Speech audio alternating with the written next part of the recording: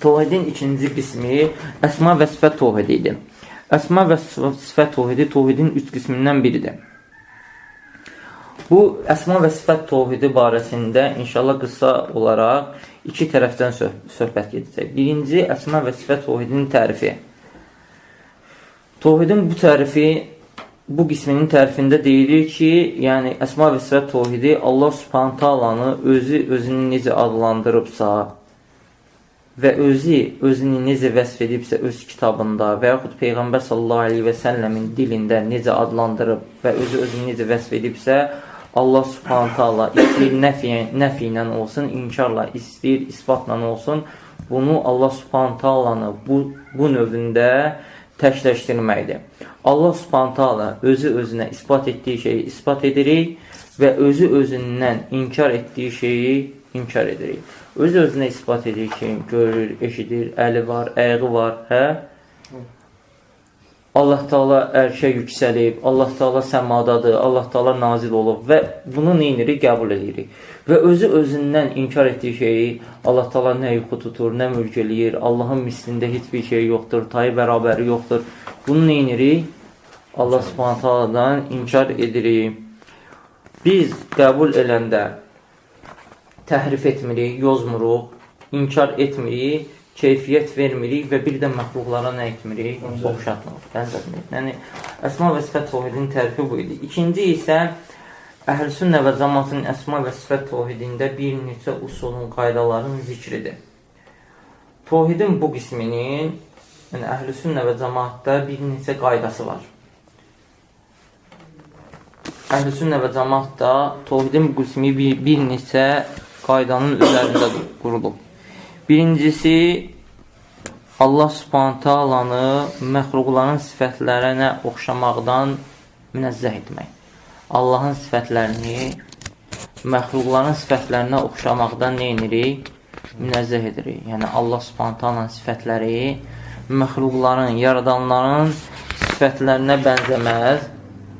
Allah Subhanahu taalanın mislində, tayı bərabərində heç bir şey yoxdur.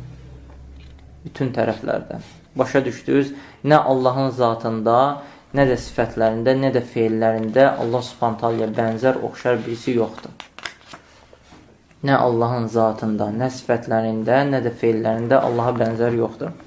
Necə ki, Allah Subhanahu taala buyurur ki, leysə kəmislihi şey, onun mislində, tayı bərabərində heç bir şey yoxdur və huvas səmiul bəsir və o eşidir, səmiul bəsir və görür.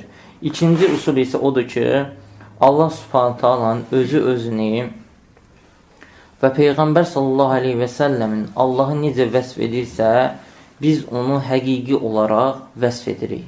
Məcazi olaraq deyil, həqiqi olaraq vəsf edirik. Allah Subhanahu taalanın kamilliyinə və cəlalına yaraşan tərzdə. Deyirik ki, Allahın, məsələn, əli var, özünə yaraşan tərzdə. Çünki Allah Subhanahu taala özünə elə vəsf edib. Allah Subhanahu taala buyurur ki, "Mə mənəkə ən təscudə limə xalaqtu beyədək." Ey iblis, iki əlimlə yaradana mən səzdə etmək səni nə vadar etdi? Allah Subhanahu taala özünü vəsf edib ki, Allahın əli var. Biz bunu nə edirik? İman gətiririk, həqiqi olaraq məcaz vermirik, deyirik ki, Allahın əli həqiqi əlidir və özünün kamilliyinə və məcazına yaraşan şəkildə. Necə ki, Allahın zatında məxluqların zatına bənzəməz, eləcə də Allahın sifətləri məxluqların sifətinə nə etməz? Bənzəməz. Eləcə də ki, necə ki, Allah Subhanahu taalanın sifətlərini məxluqların sifətlərinə bənzətmirik.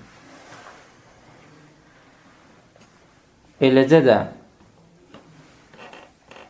Allah Subhanahu taalanın özünü vəsf etdiyi sifətləri Allah Subhanahu taaladan inkar etmirik. Niyə görə? Çünki Allah Subhanahu taala özünü o sifətlərlə vəsf eləyib. Biz kimik ki, Allah özünə dediyi şeyi biz deyək ki, yoxdur. İnkar edirik. Allahı Allahdan yaxşı tanıyacağıq. Hə?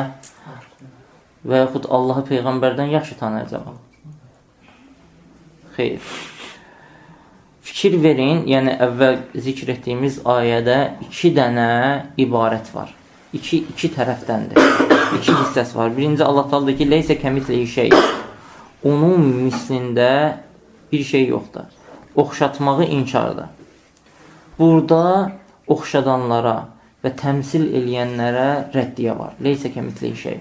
Onun mislində heç bir şey yoxdur. Çünki müməttilə deyirlər ki, Allahın əli məxluqun əli kimidir. Oxşadırlar. Əhl-i sünnə Allahın az və sifətlərində necə ki, əvvəldə zikr etdiyi müməttilə ilə müəttilənin arasındadır.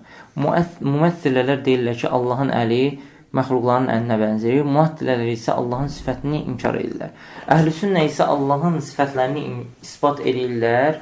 Deyirlər ki, Allahın əli var, amma oxşatmaqdan çəkinirlər. Və deyirlər ki, özünə layiq şəkildə. Öz kamalına, öz cəlalına, öz zatına yaraşan şəkildə. Ayənin ikinci hissəsi isə nədir? Və huvəs-səmi'ul bəsir. O, görür və eşidir. Burada da inkar edənlərə, tətil əhlinə rəddiyə var. O şəxslər ki, Allahın ad və sifətlərini inkar edirlər. Allah Taala görürsən, deyirsən ki, Allah görür, eşidir. Məxluq da görür, eşidir. Amma Allah Taala deyir ki, onun mislində heç bir şey yoxdur. İnkar elədi. Və dedi ki, o görür və eşidir. Məxluq da görür, eşidir. Amma Allahın görməyin və eşitməyi ayrı, özünə layiq şəkildədir. Məxluqun görməyi və eşitməyi özünün naqisliyinə, acizliyinə layiq şəkildədir. Allahın görməyi və eşitməyi öz kamalına, öz zatına, öz cəlalına layiq şəkildədir. Elə də elə deyil. Məxluqun eşitməyi görməyi isə öz acizliyinə və öz kiçikliyinə layiq şəkildədir. Oxşatmaq oldu, olmadı. Olmadı. Hardan oldu? Allah Subhanahu özü isbat edir ki, görür, eşidir. Əgər sən bu şübhə ilə gəlirsənsə ki, əgər Allahın əlini inkar etsəm, isbat etsəm, oxşatmış olan, çünki məxluqun da əli var, onda Allahın görməyin, işitməyin də inkar edər. Çünki deyirəm ki, məxluq da görür və eşidir. Onda eləyə bilmirlər, deyirlər ki, yox. Çünki nədir? Geçərlər ki, Allah Taala görür, görmür və eşitmir, belə çıxır ki, Allah Taala kördür. Ona görə deyirlər ki, Allah görür, eşidir. Deyirsən ki, məxluq da görür, eşidir. Deyir, yox, Allahın görməyi, eşitməyi özünə məxsus şəkildədir. Akidəyən Allahın əli də özünə məxsus şəkildədir. Nə fərqi var? Hardan çıxdı fərq? Nə fərq oldu? Əl-qovlu fi ba'di sifət, kəl-qovlu fi ba'dil əxar. Bu sifətlərdə olan söz, başqa sifətlərdə olan kimidir. Heç fərq yoxdur. O da sifətdir, bu sifətdir. Sadəcə olaraq problem nə idi? Ağıl. Ağıllarını qoydular ortaya, ağılların Quran və sünnədən qabağa çıxdılar və ona görə də ağılların isbat elədiyi sifətləri isbat etdilər. Ağıllarının, öz ağıllarının inkar etdiyi sifətləri də nə etdilər? İnkar etdilər. Üçüncü qayda isə odur ki, insan Allah Subhanahu Taala'nın sifətlərini, keyfiyyətini idrak etməkdən istəyini üzməlidir. Arzunu üzməlisən ki, Allah Subhanahu Taala'nın sifətlərinin keyfiyyətini idrak edəsən. Çünki məxluqlar Allah Subhanahu Taala'nın özü barəsində xəbər verdiyi sifətlərin keyfiyyətini bilmirlər. Ağılları bunu dərk edib bacara bilməz. Və eləcə də insanların, məxluqların dilləri Allah Subhanahu Taala'nın sifətlərini vəsf edə bilməz. Allah Subhanahu Taala'nın sifətlərinin keyfiyyətini nə etməz insan? Nə dərk edə bilər, nə də ki, dilinə alıb, dili ilə onu çatdıra bilər. Ümumiyyətlə, belə bir şey götürdükdə, qaydadır ki, qeybə elmin 3 yollandır. Qeybin elmi yolu neçədir? 3 dənədir. Qeybin elmi. Hansılardır? Qeybi bilməkdəndir. Qeyb nədir? Qeyb odur ki, hissiyatların dərk etmədiyi. Hissiyatlarının dərk etmədiyi şey. Yəni, o demək deyil ki, hissiyatlar onu dərk etməyəcək. Yox, yəni hal-hazırda sənin hissiyatın onu dərk etməyibsə, yəni hissiyatın görməyibsə onu, bu sənin üçün qeybdir. Və qeyb çevrilib şəhadət ola bilir nə vaxtı? Bu vaxtda ki, görərsən. Şəhadə olur. Ona görə də imanın əsli, əsası qeybə iman gətirməkdir. Allah Taala necə yerdə deyir ki, "Ellezine yu'minuna bil gayb." O şəxslər ki, qeybə iman gətirərlər. İmanın əsli nədir? Qeybə iman gətirməkdir. Nə üçün tövbə qapıları bilirik ki, 2 vaxtı bağlanır. Bir, can boğazı gəlib çatdığı vaxt, bir də ki, günəş batdığı yerdən doğulur. Nə üçün? Çünki o zaman qeyb ücey çevrilib olur nəyə? Şəhadətə. Ücey görürsən. Qeyb aləmi qalxır. Və onda da iman nə olur? Ücey fayda vermir. Çünki imanın əsli nədir? Qeybə iman gətirməkdir. Ən birinci, ən böyük qeybdə Allah subhanə taaladır. Qeybə iman gətirməyin yolu 3 cürdür. Bir, görməklə. Qeybə iman gətirmək yox. Yəni, qeybi bilməyin yolu 3 cürdür. Birinci, o şeyi görməklə. Allah subhanə taala bu dünyada heç kim görməz. Allah taala deyir ki, lən tərani, sən məni görməyəcəksən. Necə ki, Musa aleyhissalama deyib. Peyğəmbər sallallahu aleyhi ve sellem deyir ki, innəkum lən tərəv rabbakum həttə təmutu. Siz ölənə qədər Rəbbinizi görməyəcəksiniz. İkinci, onun ya da ki, onun mislində bir şey görəsən. Allah subhanə taalada misli bərabər yoxdur. وَلَمْ يَكُنْ لَهُ كُفُوًا أَحَدٌ لَيْسَ كَمِثْلِهِ شَيْءٌ. Onun mislində heç bir şey yoxdur. Bir, iki şey çıxdıq qırağa, Allah Taala nə görməmişik? Nədir ki, o mislində. Üçüncü yol qaldı. Nədir? O barədə xəbər. O barədə xəbər. Ayəsi var. Xəbər də nə olmalıdır? Sadiq olmalıdır. Düzgün olmalıdır. Ona görə də Allah Taala özü barədə xəbər verirsə, deməli, Allahın xəbəri nə edir? Sidqdir birinci. Elmlədir. Sidqlədir. Ən təmiz danışan kimdir? Allah Taala. Danışanda da məqsədlər olmalıdır. Birinci, elmlə olmalıdır. Elmlə danışmalıdır. İkinci, sidqlə olmalıdır. Üçüncüsü, danışığında heç bir əyrilik, heç bir xəstəlik, heç bir afət olmamalıdır. Dördüncüsü də məxluqların hidayətini istəməlidir, yaxşılığını istəməlidir. Allah Taala ən gözəl Allahı tanıyan kimdir? Allah Taaladır. Ən sadiq danışan kimdir? Allah Taaladır.